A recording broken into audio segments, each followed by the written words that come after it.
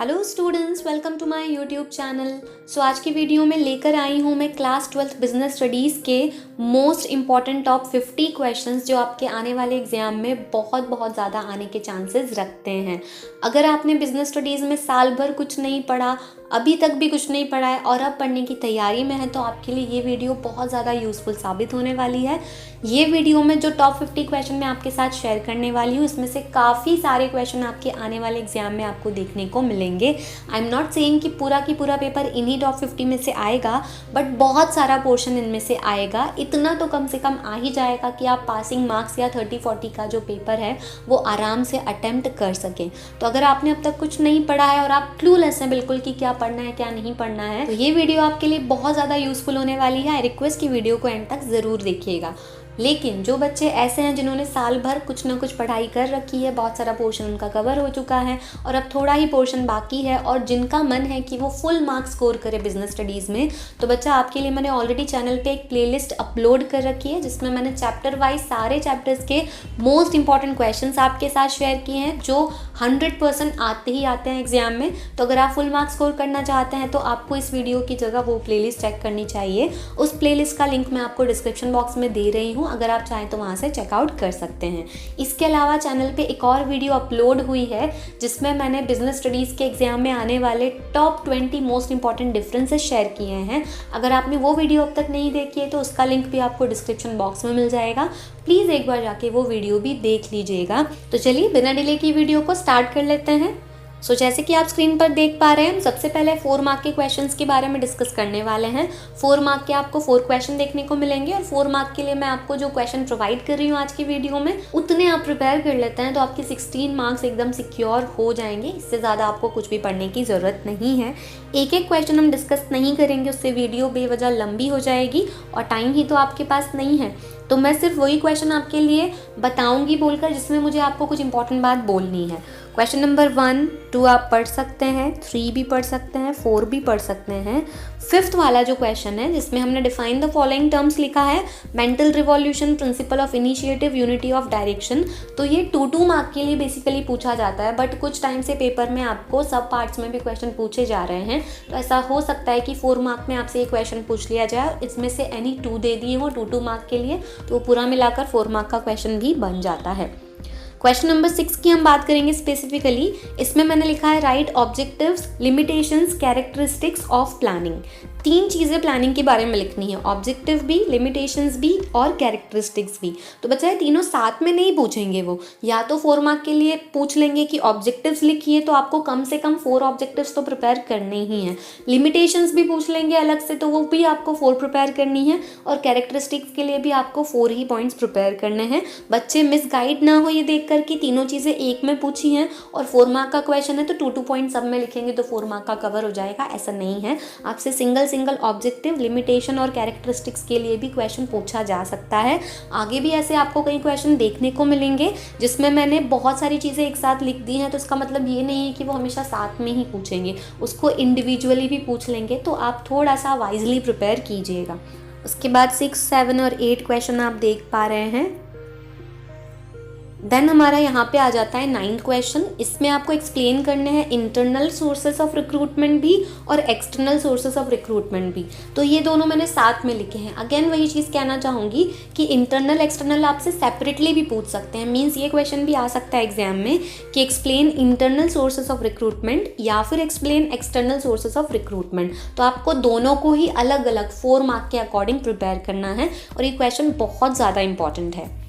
Next हमारा question number 10, explain the procedure of selection of employees.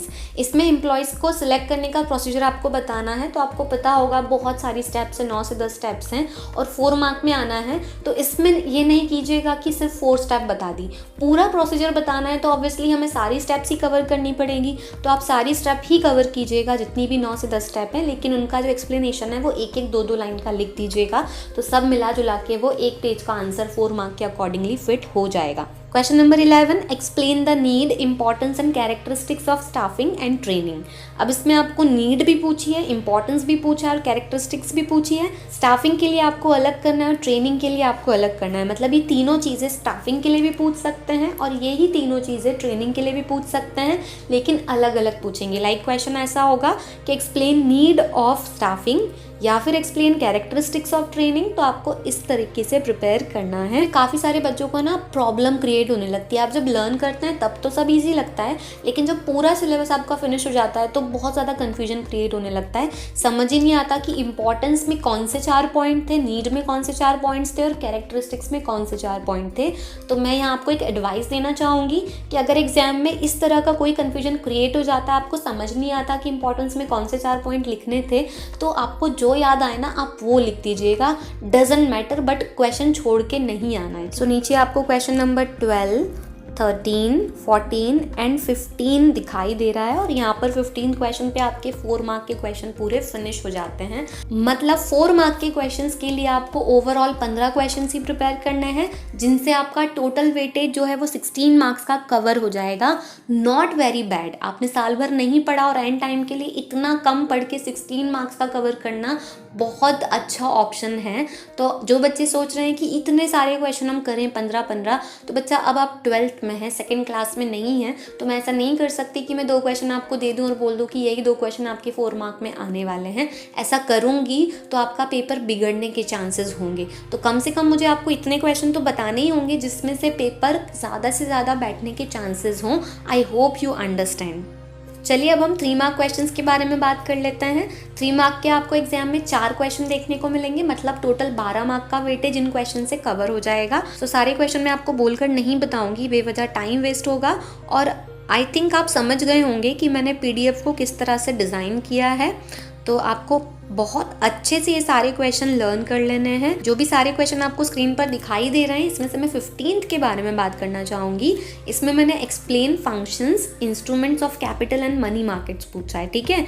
तो आपको capital market के लिए फंक्शन अलग प्रिपेयर करने हैं 3 मार्क के लिए, मतलब 3 फंक्शन, और इंस्ट्रूमेंट अलग बताने हैं कैपिटल मार्केट के लिए, और मनी मार्केट के लिए भी फंक्शन अलग से प्रिपेयर करने हैं और इंस्ट्रूमेंट अलग से प्रिपेयर करने हैं। इसमें से कुछ भी पूछा जा सकता है।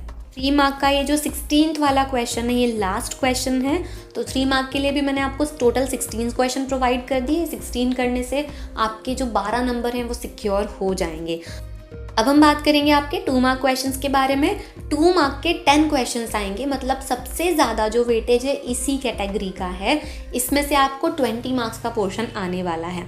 अब मैं आपको क्वेश्चन के पहले एक चीज़ बता दूं कि सेम जो चैप्टर्स हैं, जैसे आपके ब्लूप्रिंट में कुछ चैप्टर ऐसे हैं जिनमें से 4 मार्क का क्वेश्चन भी आएगा, 2 मार्क का भी आएगा, या फिर 3 मार्क का भी आएगा और 2 मार्क का भी आएगा। तो मैंने 4 और 3 मार्क के जो क्वेश्चन आपको ऊपर बताए हैं, उन्हीं सेम चैप्टर में से अगर 2 मार्क का आने वाला है, तो ऊपर जो क्वेश्चन दिए हैं PDF में, सेम वही क्वेश्चन भी 2 मार्क के लिए वो पूछ सकते हैं। तो आप ऑलरेडी उन्हें 4 मार्क और 3 मार्क की वर्ड लिमिट के अकॉर्डिंग प्रिपेयर कर ही रहे हैं।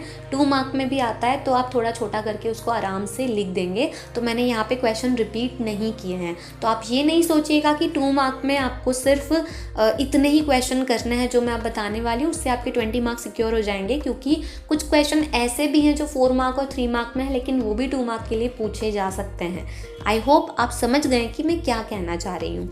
तो 2 मार्क के लिए आपको जो क्वेश्चन प्रिपेयर करने हैं, उसमें क्वेश्चन नंबर 1 है right primary and secondary functions of management. तो आप देखिए दोनों एक साथ नहीं पूछेंगे, या तो वो प्राइमरी फंक्शंस पूछेंगे या सेकेंडरी पूछेंगे। तो आपको प्राइमरी भी 2 अलग से प्रिपेयर करके रखने हैं और सेकेंडरी भी आपको 2 अलग से प्रिपेयर करके रखने हैं। और आप 3 भी करना चाहें तो कर सकते हैं। ज़्यादा लिखने के नंबर नहीं कटते हैं, लेकिन कम लिखेंगे आप तो नंबर ज़रूर कट जाएंगे। वो 2 मार्क के क्वेश्चन के लिए आपके सामने सारे क्वेश्चन दिखाई दे रहे हैं। बहुत अच्छे से इनको प्रिपेयर कर लीजिएगा। छोटे छोटे क्वेश्चन के आंसर होने वाले हैं 4 से 6 लाइन के अंदर, तो आप आराम से प्रिपेयर कर लेंगे। टोटल आपके पास 22 क्वेश्चन है जो आपसे 2 मार्क के फॉर्म में पूछे जा सकते हैं। आई होप आपने वीडियो को एंड तक देखा होगा, क्योंकि वीडियो में जो भी PDF मैंने शो कराई है आप उसको डिस्क्रिप्शन बॉक्स से जाकर डाउनलोड भी कर सकते हैं, बट उस पर पासवर्ड लगा है। वो पासवर्ड मैंने वीडियो में ही कहीं शो कराया था। तो अगर आपने वीडियो को केयरफुली एंड तक देखा है तो आपकी नज़रों में वो पासवर्ड भी आ गया होगा। आई होप आपको ये वीडियो यूजफुल लगेगी और आई प्रे कि इसमें से काफ़ी सारा आपका पोर्शन एग्जाम में ज़रूर आ जाए। अब मैं मिलूंगी आपसे अगली वीडियो में, तब तक के लिए पढ़ते रहिए। All the very best.